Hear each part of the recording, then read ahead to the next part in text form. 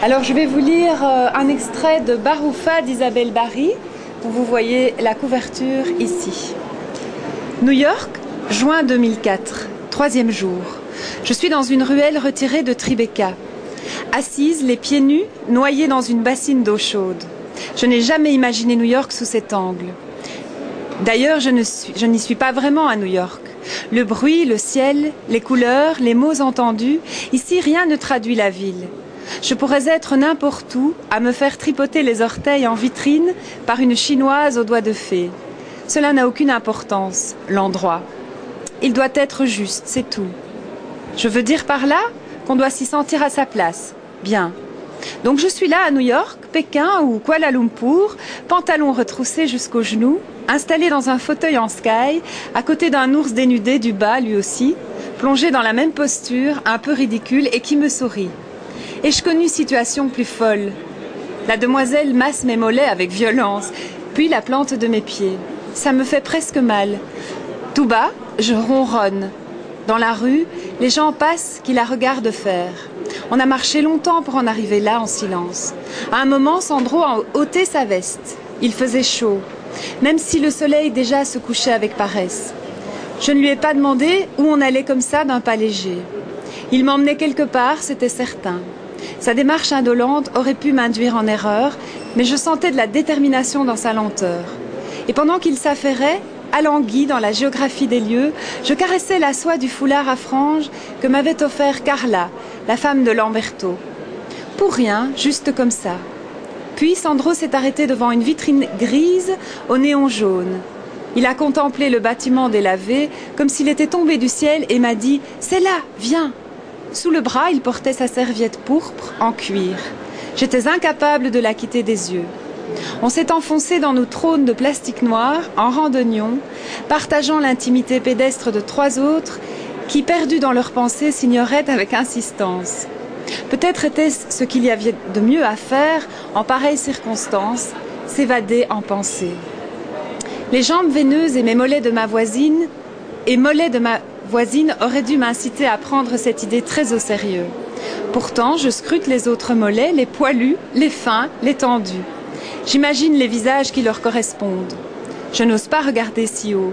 J'élabore les scénarios invisibles qu'ils se racontent à cet instant même. Ont-ils une famille, des amis? Quel genre d'amis? Qu'y a-t-il d'extraordinaire en eux? Quel feu les habite? Quel amour? Et je me dis qu'il y a matière à romance dans 3 paires de mollets trempés. Voilà.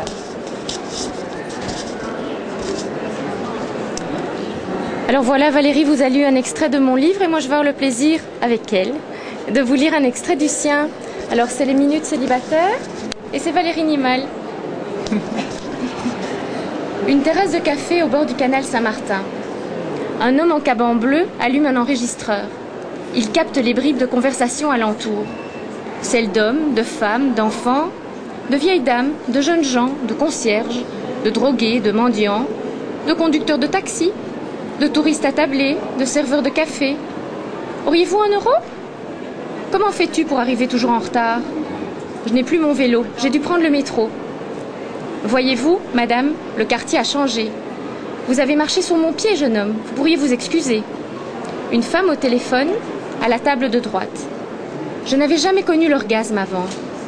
Un silence plane. Tu me rejoins en terrasse? Hôtel du Nord, oui. La femme a raccroché. Elle se poudre le nez. Le serveur prend la commande de la table de gauche. Un cappuccino, une menthe à l'eau, et pour monsieur, un café. Une grande brune, au pas alerte, vient d'arriver. Elle dépose son sac et s'assied à la table de la dame au nez poudré. Alors, tu l'as fait? Je n'arrive pas à le croire. Donne-moi une cigarette. Allez, raconte. Je ne sais pas par où commencer. Tu n'avais jamais trompé Marc? Non, même si j'y avais pensé. Il est toujours en voyage. Mais qu'est-ce qui t'a pris? Une envie de tromper l'ennui, le vide. Comment les as-tu rencontrés? J'ai mis une annonce. Une fois que mon téléphone a sonné, tout s'est enclenché. J'ai donné mon adresse. Non. Si, les hommes sont venus l'après-midi. Plusieurs? D'abord un. Le premier, c'était un drôle de type, mal rasé, avec une telle animalité dans le regard que je l'ai fait entrer. Et tout s'est passé très très vite. Et tu connais son nom? Non, je n'ai rien demandé. Tu n'as pas hésité ou paniqué? J'étais hypnotisée par ce que je faisais, ce n'était plus moi. Et tu as recommencé? Un autre est venu hier après-midi, il est entré, m'a demandé le prix, j'ai dit 200. Il s'est déshabillé dans la chambre, s'est couché sur le lit, je suis montée sur lui. Comment c'était? Je n'avais jamais connu l'orgasme avant. Les hommes qui ne te plaisent pas, tu les laisses entrer? Ça dépend. Il suffit d'un regard, d'une odeur, une cicatrice, le timbre d'une voix peut me faire vaciller. À partir de là, je ne veux plus contrôler. L'homme au caban éteint son enregistreur. Il se lève, paie son café et abandonne la conversation dans son sillage. Les mots s'atténuent au fur et à mesure qu'il s'éloigne de la terrasse, tandis que d'autres voix, d'autres histoires s'entremêlent pour ne plus former qu'un seul brouhaha.